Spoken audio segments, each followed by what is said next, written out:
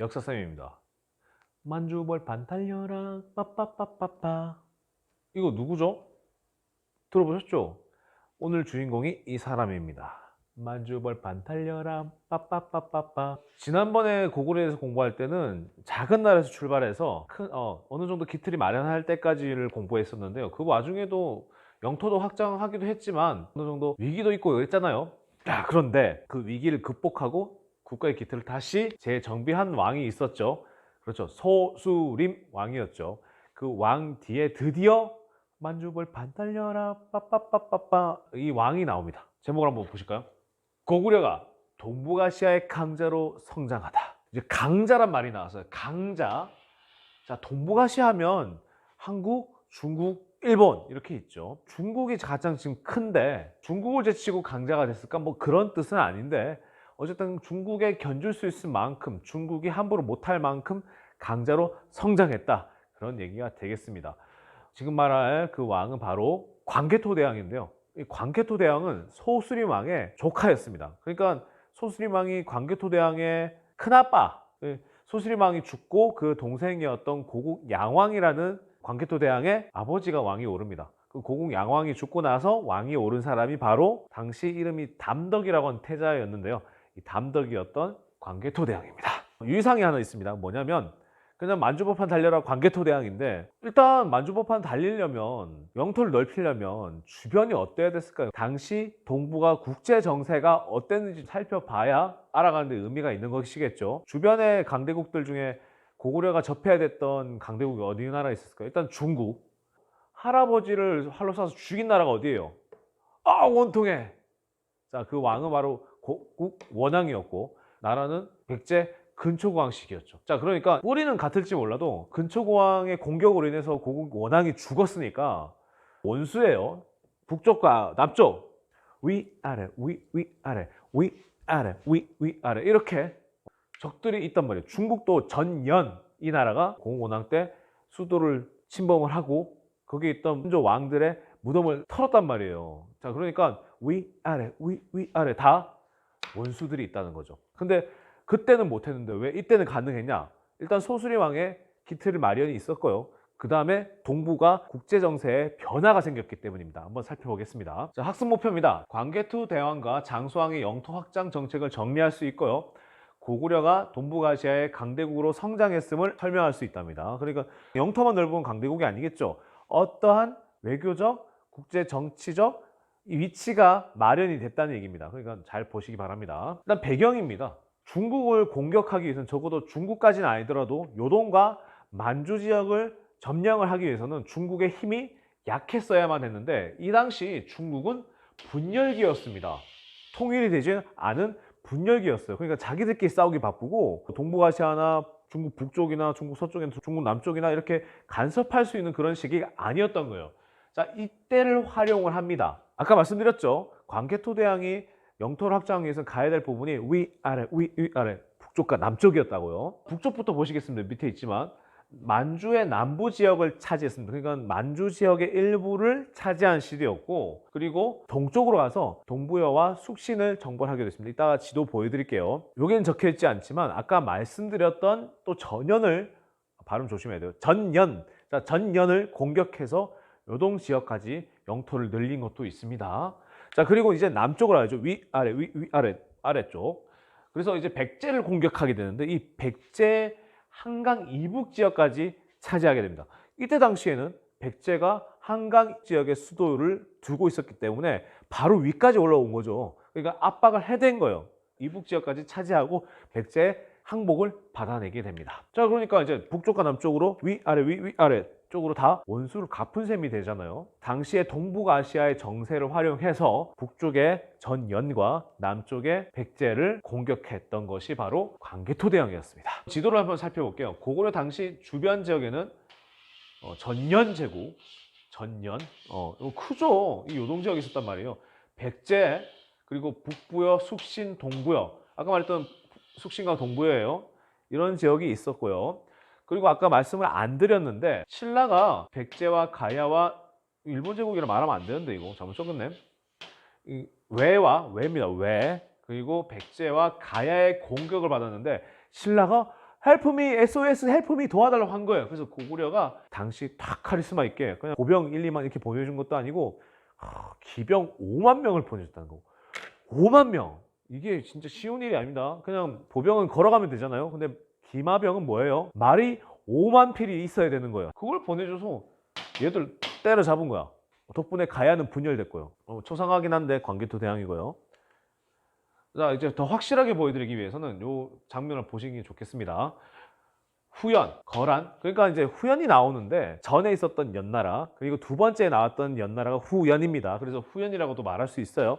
후연, 거란, 부여, 숙신, 동부여 이런 방향으로 아예 그냥 영토를 확장해 버린 거예요. 그리고 남쪽으로는 한강 이북 지역까지 점령을 했고요. 그리고 신라가 위기에 빠졌을 때 가야를 공격하는 등 군사적인 활동을 했습니다. 그래서 말씀드렸잖아요. 신라가 고구려의 군사적 지원도 받았지만 간섭도 받게 됐다. 이 말씀 드렸었죠. 이렇게 군사 활동을 했었는데요. 이 군사 활동을 뒷받침할 수 있었던 기반을 한번 살펴보겠습니다.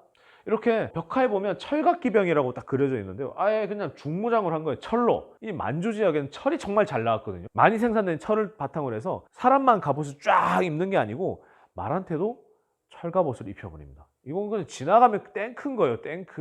뭐 활을 쏴도 안 되고 칼로 쳐도 안 되는 거야. 이게 다 철갑을 둘러쓰고 있단 말이야. 대단한 겁니다. 이게 바로 광개토대왕릉이라고 호태왕릉인데요. 많이 무너져서 잘 안 보이지만 크기가 걔도 그래도 상당히 큰 편입니다. 크기가 64m 이렇게 되고 높이가 25m니까 운동장 크기 정도 된다고 보시면 되겠습니다. 어마어마하게 그저 높이도 학교 건물 만하다 이렇게 생각하시면 되겠죠. 광개토대왕의 업적을 잘할 수 있는 것이 광개토대왕 릉비가 있었기 때문에 릉비 여기다가 업적들을 기록했는데 그걸 누가 기록했냐면 광개토대왕의 아들이었던 장수왕이 기록을 합니다. 물론 나쁜 거 잘 안 넣었겠죠. 그러니까 찬양하는 업적을 넣었겠죠. 그렇게 생각하시면 됩니다.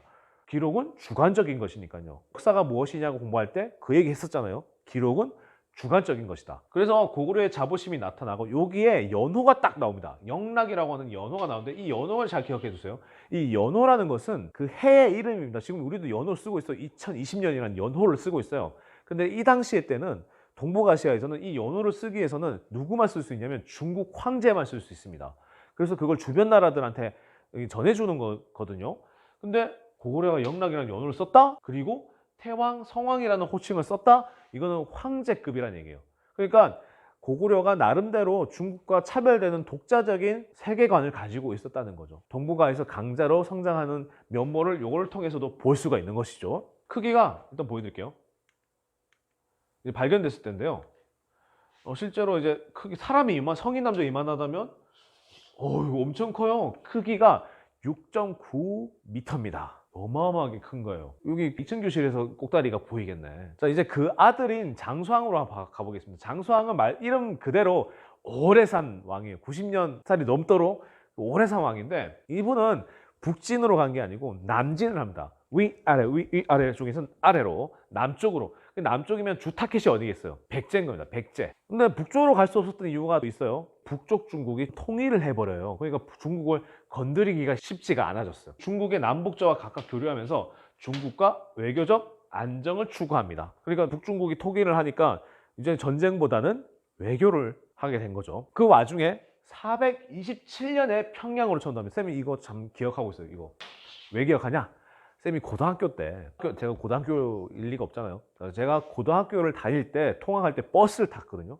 그 버스 번호가 427번이고 그리고 그 번호 버스가 시내까지 갔기 때문에 자주 탔던 번호예요. 그래서 이걸 기억하고 있어요.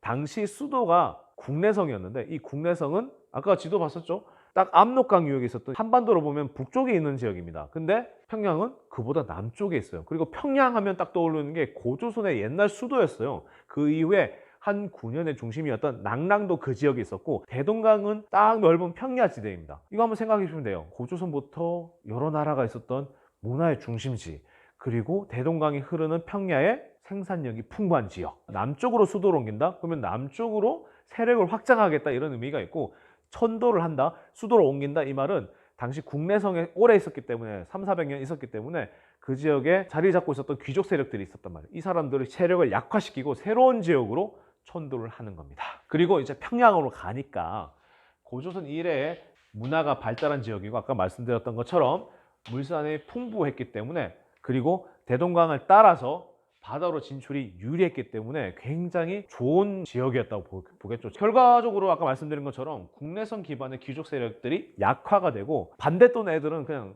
숙청하는 거예요. 반란도 있었을 거예요. 아마 그 숙청을 했다고 그래요. 그 기록을 알 수 있는 게 이따 설명을 좀 드리겠지만, 당시 백제는 계로왕이라는 왕이었는데 그 계로왕이 중국에 내가 사실 보내거든요. 그 사신이 들고 간 편지에 어떻게 적혔냐면, 이 장수왕이라는 놈은 신하들을 도륙하고 있습니다. 이런 나쁜 놈을 두고 있을 수는 없잖아요. 이렇게 편지를 씁니다. 그래서 많은 학자들이 이때 국내선 천도나 이 와중에 반란이 많았거나 장수왕이 귀족들 숙청하지 않았나 이렇게 보고 있습니다. 어쨌든 귀족 세력이 약화가 돼요. 귀족 세력이 약화가 되니까 왕권이 강화가 되겠죠. 그래서 고구려 장수왕 때 이렇게 북쪽의 중국이 딱 그냥 통일을 해버려요. 공격하기 힘들게 돼버려요. 이때 남북조 시대라고 하는데, 이제 수도를 옮긴 평양이죠. 이 평양 지역을 다시 한번 보겠습니다. 대동강이 쫙 흐르는, 우리 한강처럼 대동강이 쫙 흐르고 이 주변이 다 평야예요. 생산량이 아주 풍부한 겁니다. 자, 이제 남쪽으로 천도한 장수왕은 남진 정책을 본격적으로 추진합니다. 그러다 보니까 백제는 물론이고 간섭을 받고 있었던 신라도 위협을 느껴서 서로 동맹을 맺습니다. 이걸 뒤에 두 글자 끝 글자를 달아서 나제 동맹, 밤의 동맹 아니야, 나제 동맹이야. 신라 나, 백제 제, 나제. 밤의 동맹 아니라니까. 자, 그래서 백제와 신라가 동맹을 체결하는데 433년, 그러니까 427년 뒤, 6년 뒤죠. 이제 영토를 확장을 합니다. 비교적 오래 걸리는데요. 백제를 공격한 건 무려 475년입니다. 그러니까 약 40년이 지난 다음에 공격을 한 거예요. 장수왕이 이때까지 살아있는 거예요.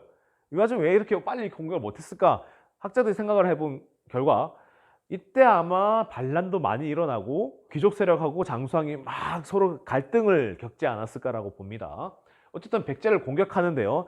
이 백제를 공격하는 그 시나리오는 쌤이 또 읽기 자료로 밑에 링크 걸어드리겠습니다. 여기 띄우거나 링크 걸어드리겠습니다. 그래서 백제를 공격해서 한성을 함락하는데, 이때 도망가던 계로왕을 딱 잡아가지고 목을 베어서 죽여버립니다. 예. 자, 그래서 이제 아예 한강 유역을 차지하게 되고, 한강 지역에 북한강, 남한강이 있잖아요. 그 남한강 지역까지 차지하게 돼서 한반도 중부 지역까지 확보를 해버립니다. 그래서 기념하기 위해서 충주 지역이 남한강 지역이 흐르는 곳인데요. 한반도에 있는 유일한 고구려 비입니다.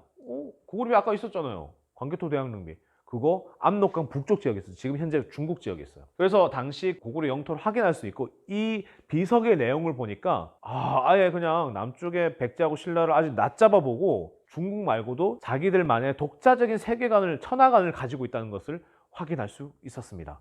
연호도 있었고요. 이게 바로 충주 고구려비입니다. 여기 하나 부서졌죠. 이거 비문을 통해서 고구려인들이 스스로 천하의 중심이라는 자부심을 가진 사실을 유추할 수 있다. 그러니까 중국의 이름이 말 그대로 세상 중심이라서 중국인 거잖아요. 근데 중국 말고도 고구려가 나름대로의 주변 나라들을 정복하면서 세계관을 가지게 됐다. 천하관을 가지게 됐다는 거죠. 이렇게 이제 고구려는 최대 영토를 가지게 됩니다. 물론 장수왕 때가 아니고 장수왕의 손자였던 문자명왕 때 최대 영토를, 아들이 있었던데, 장수왕이 하도 오래 살다 보니까 그 태자가 일찍 죽어버려요. 조다라는 왕자인데 예, 문자왕 때 부여까지 병합하게 되면서 가장 넓은 영토를 차지하게 됩니다. 여기 남한강까지, 요즘 남한강이 흐르고 있는데 이 지역까지 지금 뭐 강릉, 삼척, 정선까지 다 고구려 영토가 된 거예요. 이렇게 쭈구리가 됩니다. 백제와 신라는 아예. 근데 백제가 한성을 빼앗기고 이렇게 내려가잖아요. 요 얘기는 다음 시간에 해보도록 하겠습니다. 이게 바로 장수왕 무덤인데요. 장군총인데요. 확실하지 않지만 아마 장수왕릉이라고 보고 있습니다. 이게 사람이고요. 이게 되게, 이거 자체가 엄청 커요. 높이가 엄청나죠. 그 기록이 여기 있습니다. 아까 말씀드렸던 광개토 대왕릉비 비문인데, 천하관이죠. 어떻게 세상을 바라보고 있느냐. 대왕의 은혜로운 혜택이 하늘까지 미쳤고, 야, 엄청 찬양이죠. 백잔, 그러니까 백제를 낮춘 말입니다. 이 잡것들, 백제 잡것들, 이런 뜻입니다. 신라는 옛날부터 복속된 백성으로 조공을 바쳐왔다. 우리는 조공을 항상 주변 나라가 중국한테만 바치는 줄 알았더니 고구려한테도 바치게 된 거예요. 이런 부분으로 고구려가 백제와 신라 그리고 주변 나라들을 통할하는 독자적인 세계관을 가지고 있었다는 것을 알 수 있게 되었죠. 그러면 이 쭈그러들었던 백제와 신라가 그 뒤에 어떻게 했을지 다음 시간에 보도록 하겠습니다. 그리고 신라는 결국 삼국 통일을 해내죠. 어떻게 그 뒤로 됐는지 살펴보도록 하겠습니다. 오늘 수고 많으셨습니다. 여러분들 안녕.